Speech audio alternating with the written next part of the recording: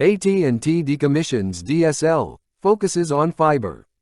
AT&T has made big announcements in the last few years in regards to its internet service. These announcements come at a time when we're seeing providers focus on expanding their fiber networks and strategically decommissioning wireline services, such as DSL internet. In 2020, AT&T announced that it would no longer accept new DSL subscribers, nor would it offer speed upgrades to existing AT&T DSL subscribers. At the time of the announcement, the provider had about 500,000 legacy DSL subscribers.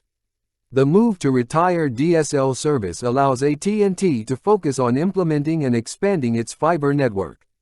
Any savings gained from halting maintenance of its copper DSL network will be diverted to AT&T's fiber internet service. AT&T have announced a halt on DSL internet service, and will be rerouting investments to focus on fiber expansion.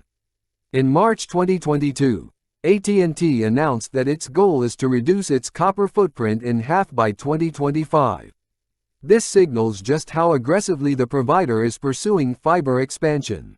By reducing its copper footprint by 50%, AT&T is freeing up high maintenance costs that allows it to develop its fiber and 5G internet networks.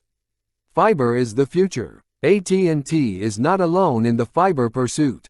These announcements and goals come at a time when many other providers are shifting financial resources to the expansion of their fiber networks. The Federal Communications Commission, FCC, has provided incentives for providers to do so through various government funding opportunities. Billions of dollars are at play for providers in various states to help expand their fiber networks. Many of the programs benefit rural communities, where there are typically fewer providers to choose from and minimal speeds available. Funding from the FCC helps, but providers are using billions of their own dollars as well. Recent forecasts project that over $125 billion will be invested in fiber over the next 5 years. Providers, big and small, are pursuing different opportunities to raise their own funds to supplement FCC offerings.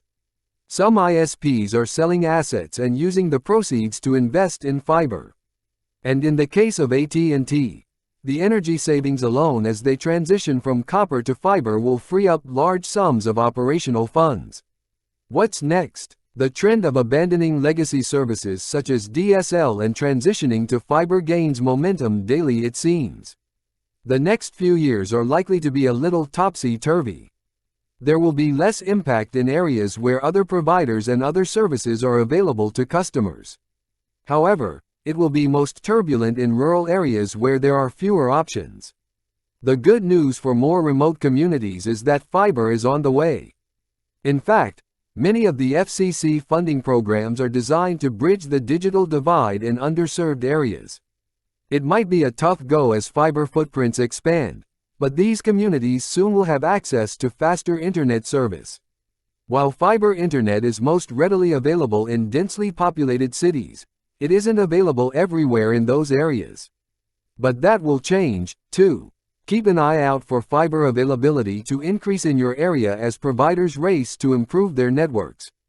And if you are in an area that is affected by the AT&T decision to abandon DSL, there might be other services available to you. Enter your zip code below to see what your high-speed options are.